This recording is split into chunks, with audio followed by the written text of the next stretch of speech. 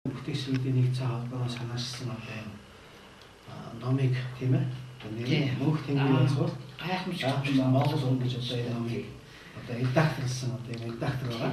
За ингээд миний хувьд бас одоо редактор гэдэг хүнийг одоо нэг сайн ойлгодгоо явж байна. Тийм ерөнхийдөө энэ номыг хийсэн явцад бол одоо редактор хүн гэж одоо ямар хүн байдаг юм бэ гэдэг ерөнхийдөө бас гадарлаа л да. Тэгэхээр та редактор гэж одоо ямар хүн байдаг тийм энэ талаар бас нэг үзэгчтэй нэг таних. Зарим ч одоо мэдж байгаа да тийм. Гэхдээ бас над чинь одоо хүмүүс байж байгаа шүү дээ бас. Редактор гэдэг үгийг зүгээр мэргэжлийн талаас нь тайлбарлавал энэ бас нэг юм гарах бах зүгээр тэрээр би яг та одоо хэлж чадахгүй болохоор цэцэрхэд яг зүгээр редактор бол номыг ариутган шүүдэг л хүн. Ариутган шүүн гэж монгол орууд бичдэг л дээ ер нь голдоо. За зарим нь хянан тохиолдуулсан гэж тавигддаг тийм. Энэ бүх үгнүүд энэ редактор гэдэг хүний утгыг илэрхийлж байгаа юм. Редактор гэдэг бол угаасаа Европ, Оросоос манад орж ирсэн үг. Тэгээ голдуу хэрэглээнд хэвээрээ явж ирнэ л да. Гэхдээ миний бодлоор бол энэ одоо асар их олон ном редакторлаа. За тэгээд энэ редактор дотроо бас яг хөдөлмөрлөж байгаа, хийж байгаагаасаа болоод бас би 2 3 янз байх ёстой болоо да гэж өөрөө туршлагаасаа мэдэрсэн. Яг бол зөвхөн одоо техник редактор хийдэг хүмүүс байна. Одоо үг үсгийн алдааг л засаж өгдөг тийм ээ. Энэ хэвлэл редакцуудад ажиллаж байна. Ингээд одоо хүмүүсүүдийн хийсэн номыг ингээд нүүр буугаад гараад ирэхдээ үсгийн алдаануудыг одоо янзлал тэгээд редактор гэж тавьдаг. Түүнээс гадна одоо орчуулагчдын бүтээлийг за том орчуулагчид мэдээж монгол хэлээ сайн мэддэг болол орчуулж байгаа. За би тэ алтан үеийн орчуулсан 23 номонд би редактор хийж өгч ирсэн. Тэгэхээр тэр хүмүүс бол өөрсдийгөө одоо юм мэддэг чаддаг гэд хийсэн боловч заавал редакторт ханддаг байгаа юм. Тэгэхээр энэ бол их хэрэгтэй байна гэж ингэж ойлгож байна. Тэгэхээр орчуулгын бүтээлийг редакторлна гэдэг монгол хэлээ ер нь нэлээд дээгүүр хэмжээнд мэддэг. Одоо үгийг ер нь би бол редактор хийх их дуртай. Яа тэгэхээр редактор хийж байгаа хүн үгээр тоглодог байхгүй. Үг гэдэг юм их гоё.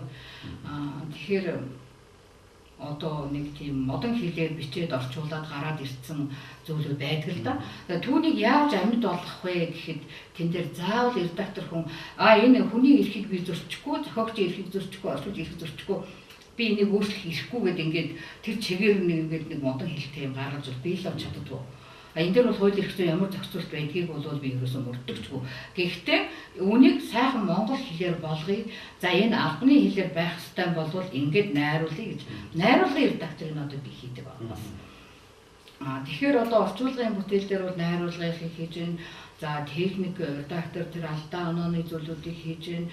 За яг тэгээд дээрэс нь ийм одоо бүтээл энэ хүн надаар редакторлуулж байна. Гэтэл энэ ийм л нэг доголдолтой байна. Ийм л юм дутаад байна. Ингэчих юм бол энэ бас их сайхан болмоор байна гэж ингэж одоо боддог. Би тийм учраас бас өөрийн зүгээс одоо зохиогчд юм уу орчуулагчид хэлээд энэ чинь ийм байх юм биш үү? Ийм байвал зүйтэй байна. Ингэвэл одоо хүнд их сайхан бууж байна. Монгол ахуй дээр зохиод байна. Ийм байна. Одоо ингэе гэд эсвэл зохиолч хүн байх юм бол эн чинь дутаад байна гэд би ер нь өнгө төрхийн бол бас нэлээл өөрчилж өгдөг. Тэгээд надаар редакторсон хүмүүс их дуртай байдаг шүү дээ.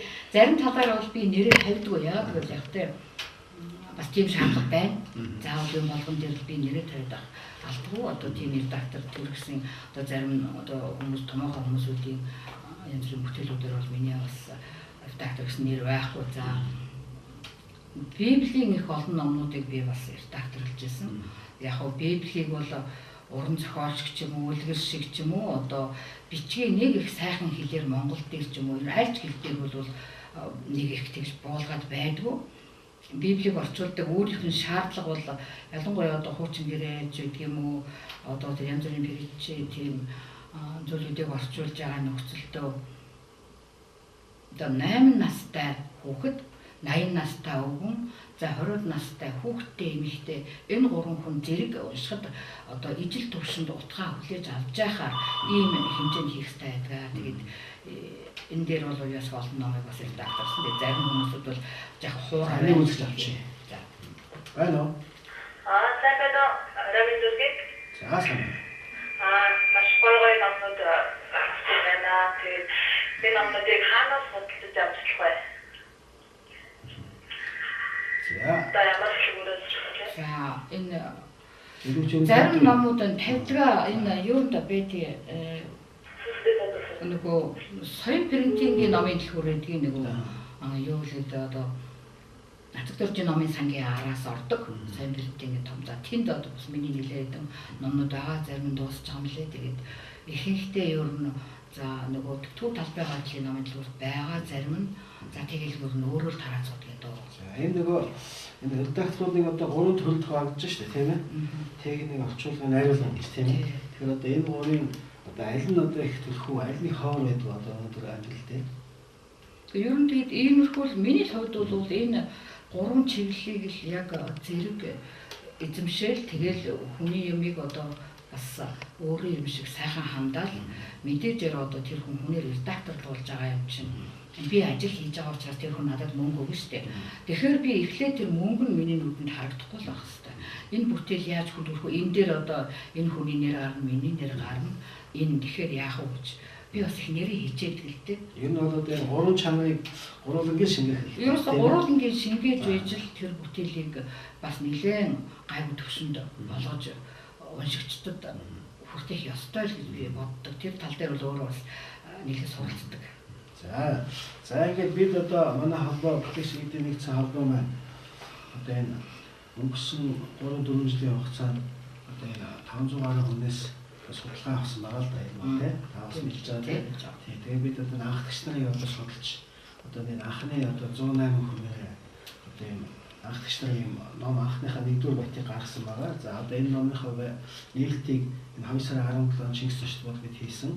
За тэгээд нийт 108 хүндээ тарааж ирсэн байгаа тийм үү? Тэгэхээр за ингээ манай энэ номд орсон одоо хүмүүс маань гэсэн бас тэгээд үзэж байж магадгүй тийм болохоор одоо энэ манай редактор маань тийм одоо хүн болгон дээр ажилласан тийм ээ? Тийм хүн болгоны материалыг үзсэн уншсан. Энд бас хэлэх юм байна. Тийм ээ? Тэгээ одоо манай номд орсон одоо юу зохиогч тийм үү юу гэдэг тийм зочид маань тийм зочид тийм номд орсон зочид маань гол баатрууд тийм баатрууд ямар сэтгэлтэй бол тийм бас одоо сүнжиж байгаа хүн бай бас хаваалцаарай гэж бас хүсэж байна.